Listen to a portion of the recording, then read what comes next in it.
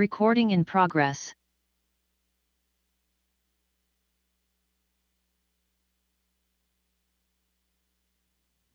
All right. Today is Monday, July 17th, and this is Historic Preservation Commission, and we will have a roll call, please. Dahlia. Here. Dunlap. Here. Anderson. Here. Berg. Here. Haley. Here. Thank you. We have our agenda to approve from last meeting. Do anyone have any changes, or that was our June meeting? Make a motion to approve the agenda for June. Second. Oh, wait. I'm not sure. Sorry. It's okay. I'm used to those being flipped. Don't we? Oh, no, we do agenda first. Okay. Yeah, So yeah. I'm sorry. I apologize. Let's approve our agenda for this evening first. I'm sorry. So anything, sorry. I saw Gary kind of looking at me like, What? okay. Okay. So we need to approve our agenda for this evening. So if there's no changes, we can have a motion to approve. I'd like to approve tonight's agenda. Second. And all those in favor? Aye. Aye. Thank you. And then this is our meeting minutes from last month, June 26th. If we have any changes, otherwise we can move to approve. I would move to approve the minutes from our last meeting. Second. All those in favor? Aye. Aye. And any public comments that are on items that are not on our agenda this evening? Is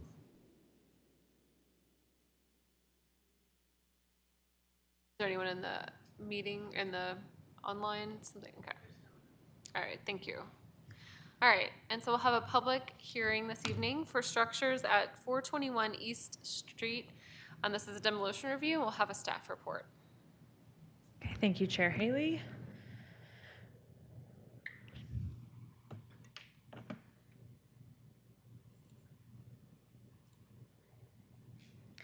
Okay, yes, so this is a demolition review for all the structures at the property addressed at 421 East Street.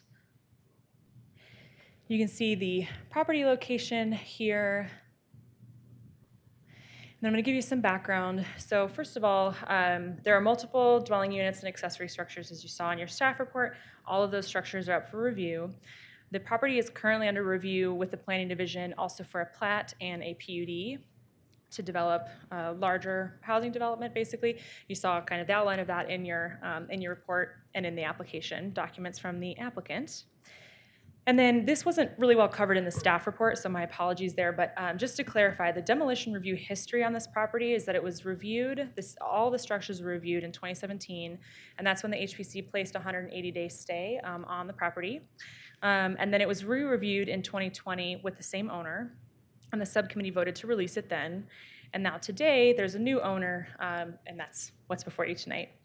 And just to note as well that the HPC may review the structures as a group, the same way that we did as staff in the report, but you also may release the permit on some of the structures and not on others. So I'm happy to kind of go back into more detail, but there are a number of different structures, and then up on the left-hand side, I've tried to kind of track what photos relate to what addresses. So these are for 421 East and 547 East. So you can see both of these are some of the larger, more prominent structures on the property, and these are relatively well, they look the same, right, as the photos. They're relatively maintain their integrity. And then in addition, these on the top, the north side of the property, have also, as you can tell, comparing the assessor's card to today, also appeared to maintain integrity. And you've also got the dates of construction there. And then here we get into a couple, 555 East and 5559 East, both of which don't have assessor's photos. Kind of talked a little bit about the history here.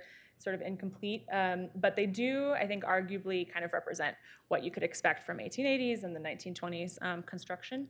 And then 551 East also looks like it's maintained largely, the same form over time. I will note that in one of the applicant's documents, which was from a previous review, this was associated 555 my God, 551 East was associated with the wrong photograph. So that's just to clarify that, you can tell from this one they're quite similar. One more just point of clarification. So there are 2 garages on the property. They're not part of, they're also part of the request, but the construction dates are unknown. So we don't really have any reason to think that those would have associations, historical associations or associations with any of these structures. And there's also 555 and a half, which was built in 1963, I think. So it's not part of this because it was built after 1955. So just a reminder that the purpose of demolition review is to prevent the loss of buildings that may have historic or architectural significance, and also to provide additional time, if necessary, between staff, the HPC, and the applicants to review the program, doing reconnaissance, that kind of thing. We have different review criteria, and I'll focus on the eligibility of the building for designation as a landmark. And of course, the age of all these are built in the 1880s, 1940s, approximately, and all of those would meet the age requirements for landmarking. And they also all relate to some points of historical social significance. So there's multi-generational property ownership here, certainly attachment to mining history. Also, especially on that east side of the tracks, a long history of kind of moving miner shacks or mining structures to that area for rentals. So this is definitely part of that history. And then we've kind of already touched on integrity, but they all appear to maintain their architectural integrity in style and form. And any of those that may have been moved appear to have been moved over 50 years ago. There are some small changes on a couple of the properties, but really nothing that rose to our attention as kind of impacting the style or form of any of the structures. We did have one emailed public comment, which was a nearby resident who supported the applicant's request. And then staff's recommendation on this. So just to let you all know, of course, if you were to place a full 180-day stay on this application, that would expire on December 2nd of this year. Staff is not recommending a stay be placed of any kind for a number of reasons. First of all, to that point of demolition reviews giving extra time, the applicant is very familiar with the program and has met with staff about possibilities for this property and these structures. There's no additional time needed for reconnaissance that was already completed in previous reviews. And then this is also part of a large redevelopment project, so it doesn't really have any room for these structures. That's not to say, of course, it's not really formally part of the criteria, but the reason that I bring that up is more in terms of what's possible here in these conversations. I think staff and the applicant, I feel, have probably reached the sort of end of what we're possible working through, but of course, this is your opportunity to make some more time for yourself as well. And then again, the social history here certainly is present and has an attachment to some important parts of Louisville's history, but staff finds that the social history alone here isn't necessarily enough in our view, to kind of warrant having a stay and putting a lot of extra time and discussion and creative solutions toward this. So I'm happy to answer any questions if you have them, and the applicant is here to, I assume, give a presentation and answer any questions. All right, thank you. Does anyone have any questions for staff?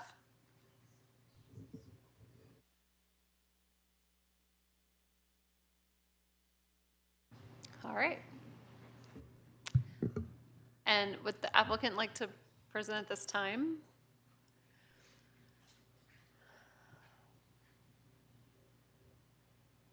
Good evening.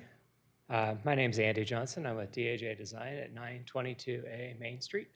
I don't have a formal application to present to you, but I do have some words to share. I do want to create clarity. I'm actually not the architect for this project. I'm a consultant, mostly to help with the entitlement process, working through the plat and the PUD. My team's about 16 months into this. We are nearing the end of the PUD process with the third round of comments that will go then to Planning Commission and City Council. It was something that staff and our team discussed a few months ago, did look at alternatives for what to do with the homes.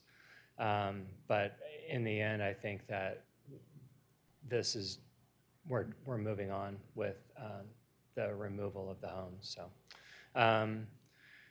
it is an interesting history, though, if you've had the time to take a look at it. I think this is sort of one of those quintessential properties where those homes were moved from the mines, and they're all really kind of a hodgepodge of different styles and very unique.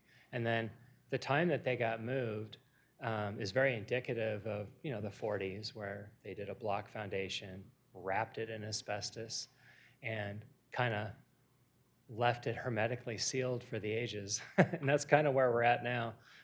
Unfortunately, it is a bit of an asbestos nightmare, as we know.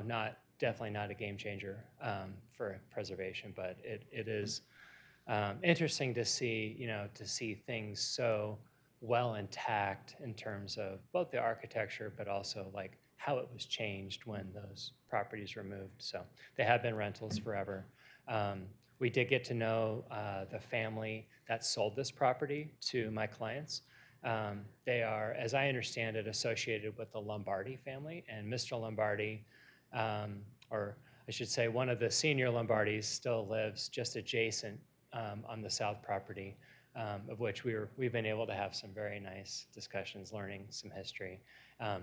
He has definitely moved on. There is not a lot of emotional attachment to what's going to happen. So anyway, hopefully in the end, this is going to provide some really good housing solutions for Louisville, because we don't have many opportunities to do that in substance. So that is the plan moving forward. I'm more than happy to stay up. If you have any questions, I'd love to answer them. Otherwise, I'll close my comments. How long have you been involved in this project as a consultant? 16 months. Yeah. Is there a reason why there wasn't an extension put on the previous demolition permit? My understanding is that there aren't extensions provided to Yeah. those demo reviews. Yeah.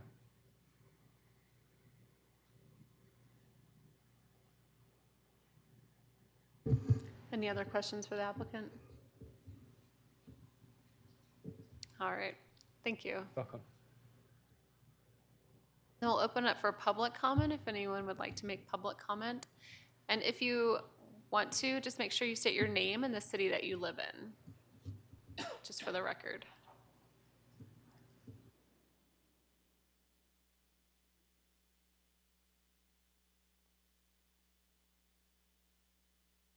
Hi, my name's Tracy Black, and I live in 547 East Street right now. I started renting it in May, and I'd seen them a few years ago. I went to check out what they were building, like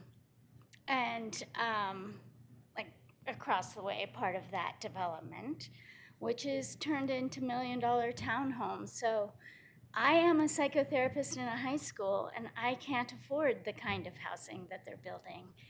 And as I was driving back home, I saw these houses, and I said, that's it. That is Louisville to me, the community. It's an eclectic little group, and these are all neighbors here. One works as a distributing manager for a local business. Others are living there because they were part of the Marshall Fire. And I'm living there because I just love this kind of place and community and vibe. And I want to keep living here. I want to live where I work. So to me, and then there's the history, their old mining cabins, and then a whole intergenerational family lived there. And that, to me, really reflects what Louisville is about. What I love is I walk down the street and say hello to strangers, and everybody's super kind. And that's kind of missing. I was living in Boulder, and I feel like it's kind of it's spreading. this direction and losing that vibe and affordability. And so to me, this is tragic, basically. Yeah, I don't know how else to say it. It's really tragic. So I think as far as historical preservation and the social implications, it's actually significant. Not just for us who will be impacted by it, even though I have a lease that goes beyond the time frame they're stating, and I wasn't aware of any of this happening until I moved in a few months ago. I'd hoped I'd get to live through the school year, at least, because it's gonna be crazy. I can say that, I'm a psychotherapist. It's gonna be a big year for mental health in high school. So, yeah, I just feel passionate about maintaining what we have here that makes it so unique and special. So.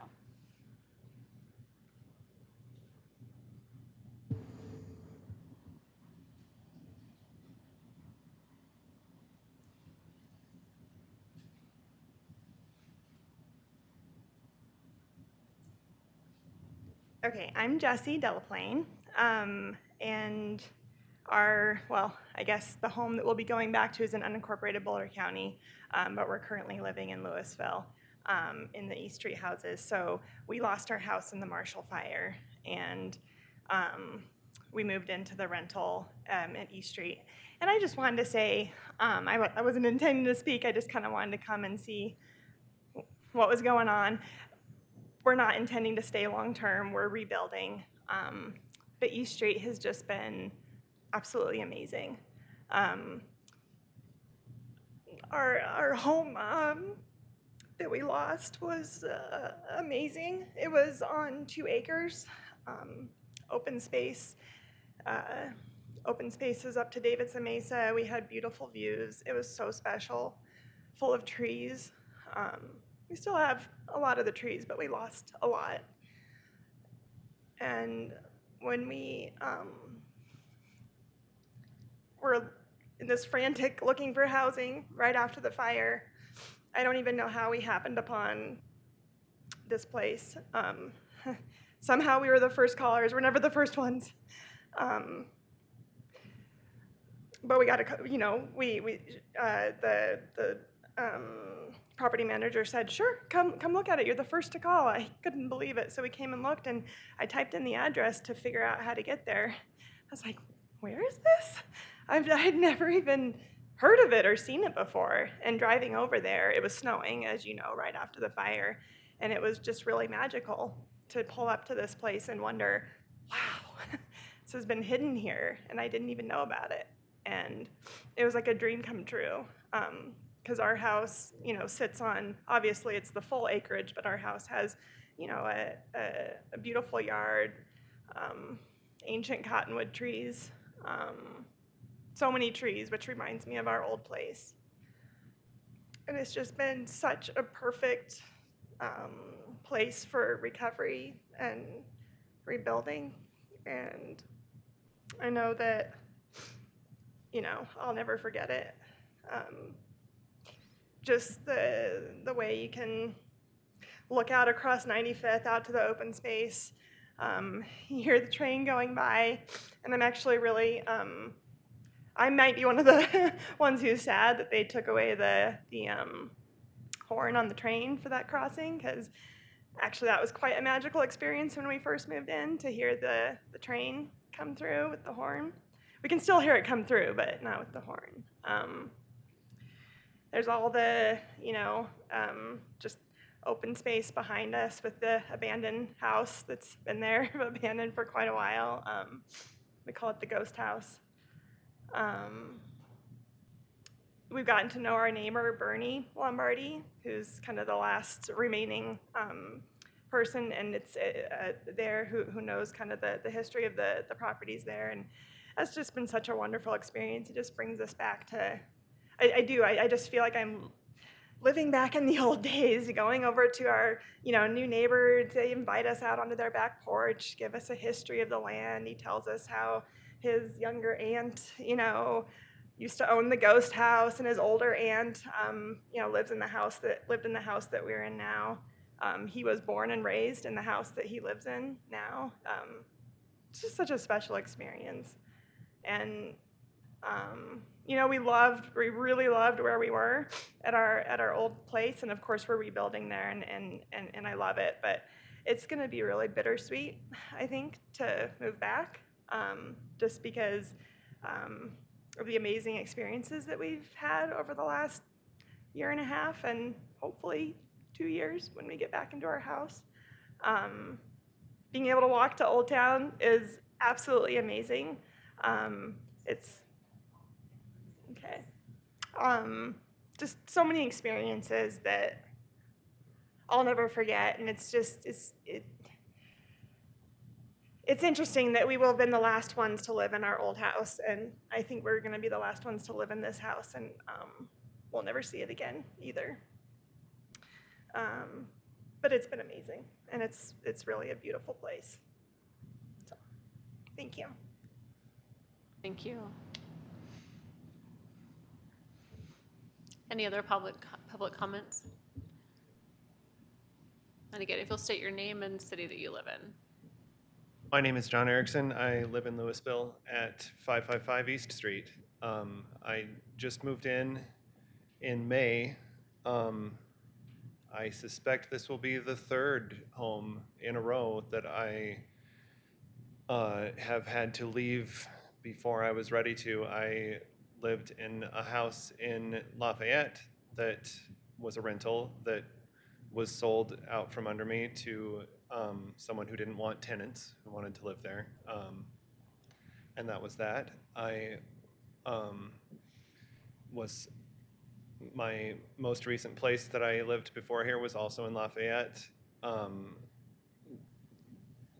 The prices of rent, or the places around me, went up and up. The neighbors had been running their places in Airbnb, and I was just priced out of living there after being there for 10 years.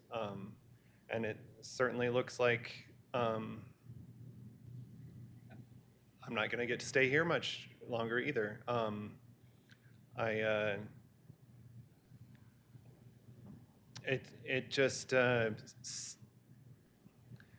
There's been a trend since at least World War II of just sort of making every place in America look exactly the same as every place else in America.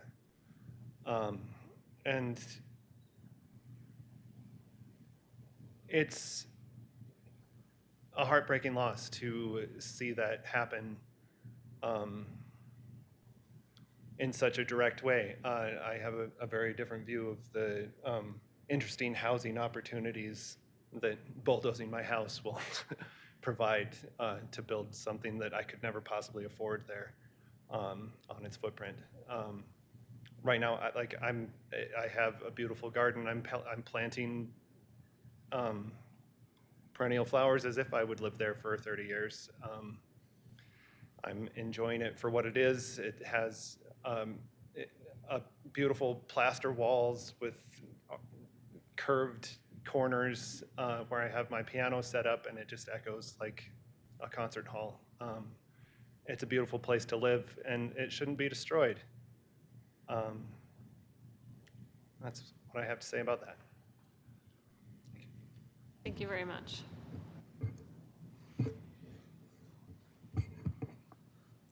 We always greatly appreciate public comment, and so we appreciate you taking the time to come tonight and just showing your passion and thoughts on this property. So thank you. All right. So we'll bring it back for discussion with the commission.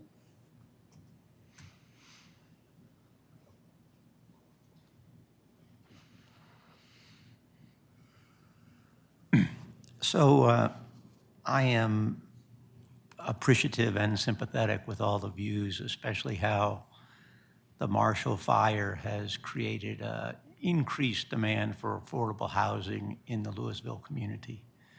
I think that's, it's tough, and I think we are dealing with affordable housing as a community, much like many other communities, both in Colorado, but well beyond. Having said that, I think the Historic Preservation Committee really shouldn't use the 180-degree stay, in my mind, to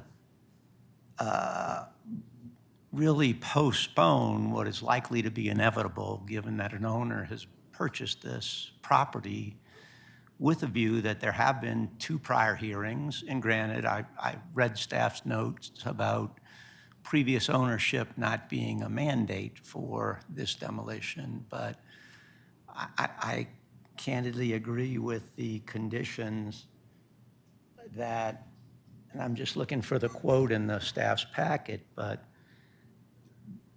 the significant social history does not, that staff does not feel that that alone merits a stay of demolition when weighed against the other factors. So as such, I don't think that the Historic Preservation Commission should penalize an owner who's bought a property based on some of the prior findings of the Historic Preservation Commission. And I would agree with staff that, you know, we should release the demolition.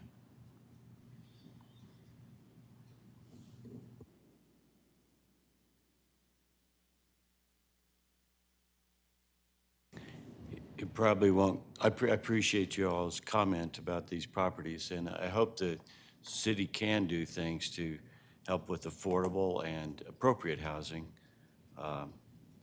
It probably won't come as a surprise to you that we, as the Preservation Commission, would like to see historic properties preserved. And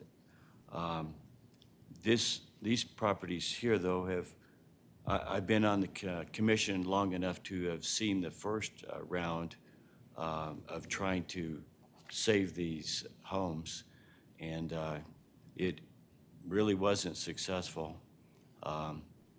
We have only a limited power to impose our wills. The stay for demolition that we put on before was about what we could do. But since that has been done a couple of times, it looks like, and it's run its course, I'm not sure we have much alternative than to approve it.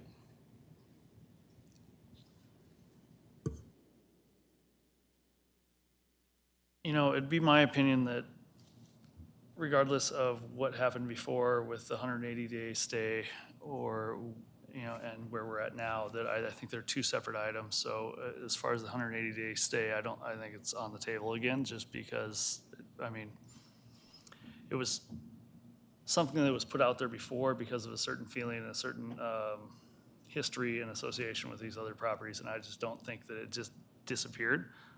It would be my opinion that it is likely that the newest owner purchased the property with the understanding that it had made it through once, so it would do it again. So what good it does, I'm really not highly confident it would do a lot of good. However, I think it's back on the table. And why it would be any different for this property at this point versus any other property that came up, I just don't understand, quite frankly. Does it change the inevitable outcome? Likely not. I mean, maybe that's probably more of a greater power of the commission and other setup within Louisville than it is what's in front of us. So those are my initial thoughts. I'm glad that so many of you have found, for now, such a nice place to live. It is sort of hidden back in there. It's a little hidden gem. You know, the 2, as the commissioner mentioned, there have been 2 other stays on this property. And now it is with new ownership, which is why we are here, because those stays do not extend to now. The, so it's very reasonable why it is here, and of course, why all of you are here, and the other community member made their public comment, because this is several structures in a neighborhood. And there's a lot of competing needs here, obviously, and competing wants and desires. More housing is a need in Louisville, retaining the historical character and the feel of our town is a need, and that's what we do all the time here. With the way our program works, this went to a subcommittee first to review it, and that subcommittee decided to send this up so the wider committee could have a say. And a part of that inquiry at that subcommittee was, has this program, what historic preservation can do with these homes, been explained to the owners? And it was made clear to us in our staff packet that the new owners have met with staff and are well aware of what's possible with our programs. There's grants, there's initiatives. We've had success, in several cases in the past year, preserving homes and businesses in the community that were up for demolition, to be honest. So it's worth kind of, I think, revisiting that staff has met with these owners, and they purchased this property for a reason and know the program and are not interested in utilizing it. So ultimately, as Gary indicated, we can just so you understand, we can put a stay on this for 180 days. That does not obligate the owners to maintain the structures. So, I think kind of that's where I am. It's not, I think it has a lot of the criteria. I think it has, the history, the age of these, the integrity of many of them, social significance. Those are the things we're looking for in this program. But, there's other needs as well here and other things to think about.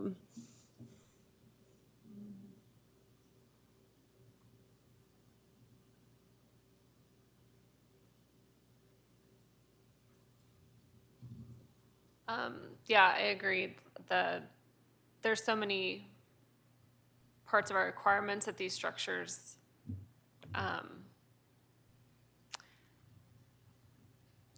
qualify for landmarking.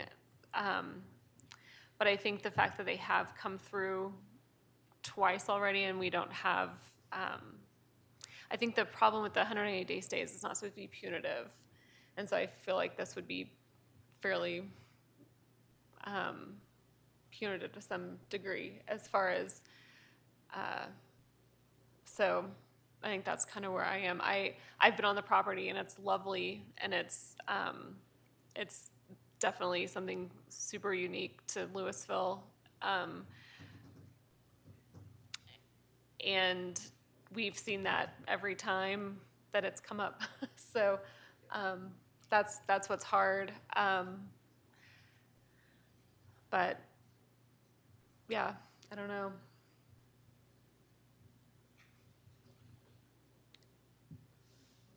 One of my questions with a stay, I can assume that if they're this far in any other planning stuff, there's enough money into this already that it's not reversing, to be quite honest. With a stay, is there any potential or possibility that, either homes could be saved, relocated, anything else of that sort? I have no idea. I'm, again, new to this commission this year, so I'm just trying to figure things out a little bit on what it could be used for, and just curious. We haven't had huge success with relocating as far as the city is concerned. We've done a private move, but finding property to move it to is hard. And we moved the mining cabins, and that was kind of a act of Congress, like finding a spot, who's going to maintain it, all those things. So I think if we could find a private landowner that wanted the homes and that kind of thing, I don't know. That's the tricky part, is finding the land and the Agreed. right, but it's not off the table by any means, but it would have to, all the moving parts would have to happen, and it's really hard. We tried to, and then if moving it across the railroad tracks is a really big deal. No doubt. So that's just from my personal experience with, we talked about moving the Hecla Casino, I think it's called, over behind King Soopers. And then the mining cabins, those were both kind of more of city funded help, like we were trying to figure it out, and it was just, so it's not impossible, but it's really difficult. It's the only, as far as a timeline and stuff. But I think if, that would be an ideal solution. If land could be found, maybe even east of the railroad tracks, that's definitely tricky. The rental, more rental properties, it would be more affordability, most likely, but again, that's somewhat out of our hands. Something, the city can continue to talk to the developers about, owners about, but it's nothing that we can, again, mandate.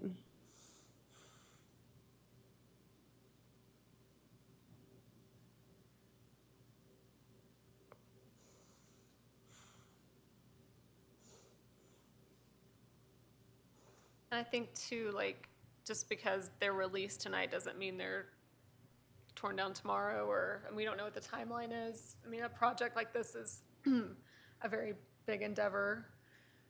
So there's always possible discussion with the community and the owners. I mean, that could happen on the side too. I mean, I don't know, there's still options until there's not, so. But Another question I have is, there's an adjacent property with the ghost house on it. Is there a reason why that one's, unless I missed something, is not in front of us? Give me a second. I don't actually know. Maybe keep talking while I'm doing this. oh no, it's good. Yeah, for me, it's unfortunate because it's definitely touching to hear some of the stories that go along with the properties, and I feel and appreciate that. And I think it only adds to some of the history and historical context that you get out of these, even if it is a more recent and attached one. Especially, I can say just, I definitely feel the affordability side of things that we heard out here, and then, not even trying to discount that one at all. I think that just the local event of the fire even just like adds on top of that even that much more, and just having something there. So I do appreciate it out of people that came here tonight, and I did appreciate hearing from you. Thank you.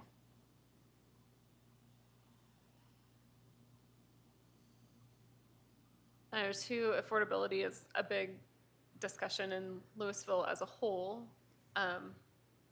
And so I think trying to figure out like what is our role? Like, do we have a role? Kind of like you said, do we? Can we? Like that whole conversation, I think, what does that look like? And, as far as providing smaller houses in maybe more dense areas, or I don't know, like it's, because I think affordability crosses all the different boundaries of commissions, and it's a citywide issue. So, every time we do have the opportunity to, as any commission has the opportunity to figure something, like to help with the process, like what is our role, so that's kind of another piece of it too. I would say it's unfortunate. We've had this discussion before with, the whole potential for ADUs or anything else of that sort, that you could have something where you did remove, even if it did go down the route of you removing something, that you're still providing a service to the community and some other element there. It's unfortunate that it doesn't, I haven't heard anything or read anything with this one, that we don't have any sort of affordable housing component to it when there is a scrape and rebuild section like this. That would be one of the opportunities, I would say, that we have in front of us. And there's just nothing there. And that's not our responsibility necessarily. That would be a different group, and that's not part of what we can have any say over. But unfortunately, I wish for some of these ones where properties are being removed, especially ones that have some sort of a historic context to them, it'd be nice if there was some sort of incentive to at least keep a certain rental size open to it. But Maybe that is an item we should discuss in the future, is what input we have to the city, the parts that are dealing with affordable housing and changing the codes. And maybe that ties into the architecture or the historical surveys that we got a view on last week or last month. And to know, to have some direction that we set for ourselves about how we might deal with such things. But that's sort of all in flux right now. We don't have that tool. On a related note to that, to even potentially put some thought into and have some input into areas like this. This is a really unique space in Louisville. And that's, I think, where a lot of this tension comes from, because it can be developed pretty densely, which is a need, but it also is a very unique space and like a neighborhood that there's not many of, and to preserve that, could be really beneficial to not just the people who live in that, the 5 homes there, but to the community as a whole.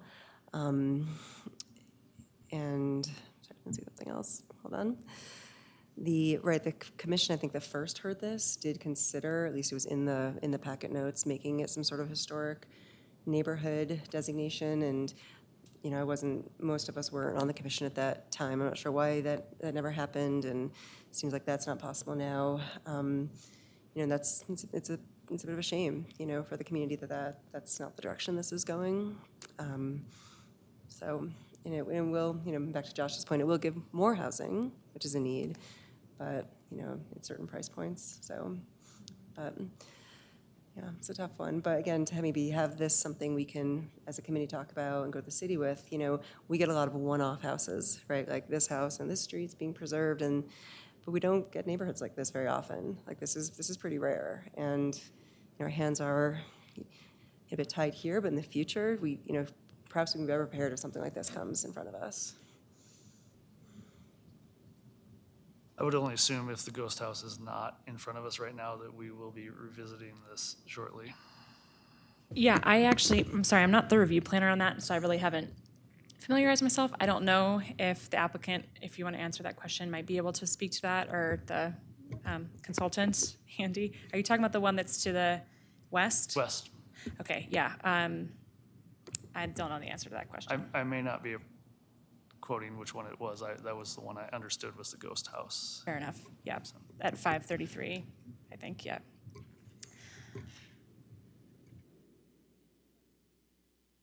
That's a separate property. Yep. Completely from, It's part of this redevelopment, though. Maybe sold separately. Is that the one that they mentioned is abandoned? That's not the one that's being by the Lombardi. I'm only assuming from the packet. We have a division down the middle. This whole group that we're discussing this evening is here. The other home is adjacent.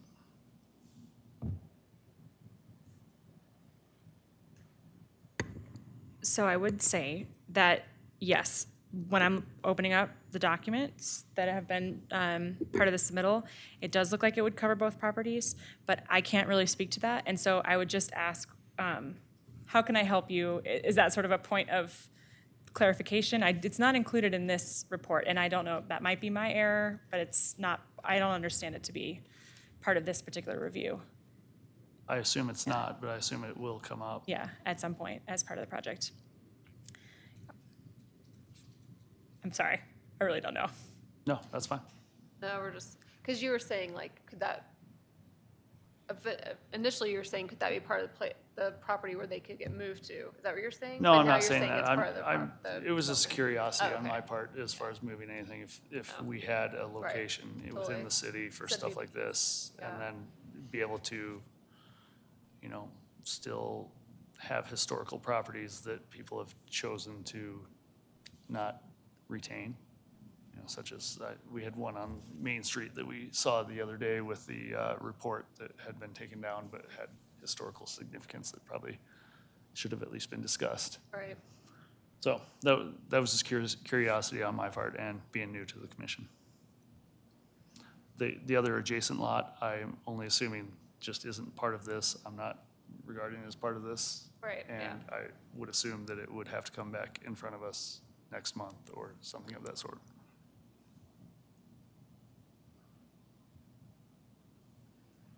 I mean, I think ideally, it would be amazing if the new plan just incorporated these, like had a small, like, you know, original and then built around it or something. That would be ideal, where you'd have the old and the new and they can keep their, you know, but that's a whole. And it sounds like they've talked about those possibilities, and so, I don't know. I don't have anything else to say right at this moment. Yeah.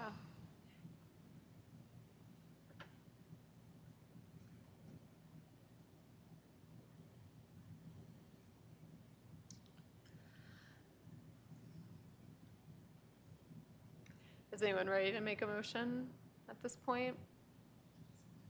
Randy began with a motion, and is that Yeah. the motion you'd like to stay with? Yeah, so based on the discussion, I would move that we accept the staff's recommendation and approve, the HPC will approve the demolition request for the properties at 421 East Street.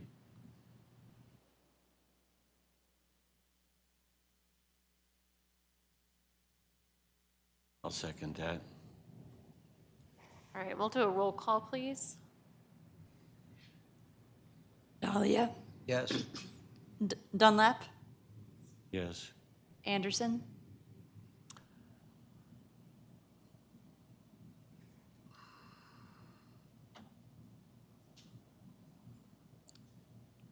Yes. Berg, Yes. Haley. Yes.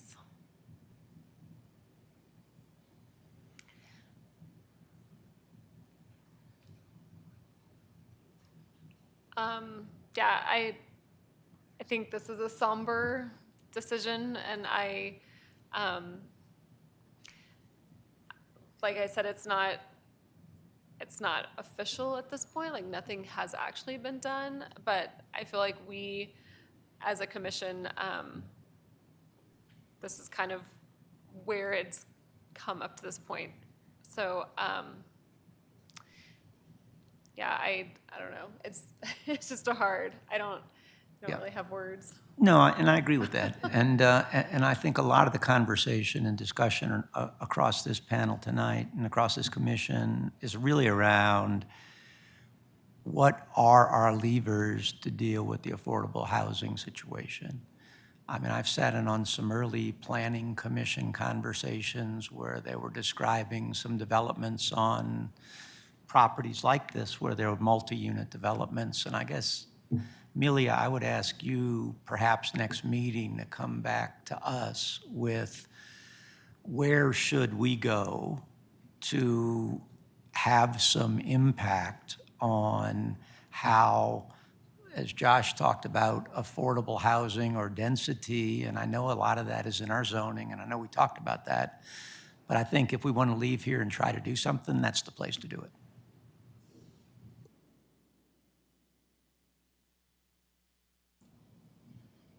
I would like to say, you know, again, my apologies to everybody out there that did come in tonight and is living in this area.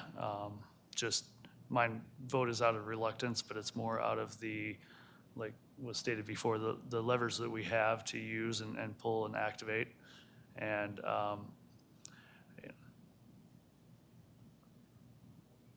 it wouldn't be my choice to go this route, and I don't think it's a huge opportunity for Louisville, but that's my personal feelings on this one. If it was an opportunity, I think other items with the properties and possible occupants would have been addressed a little bit differently. So, once again, thank you for coming and telling your story.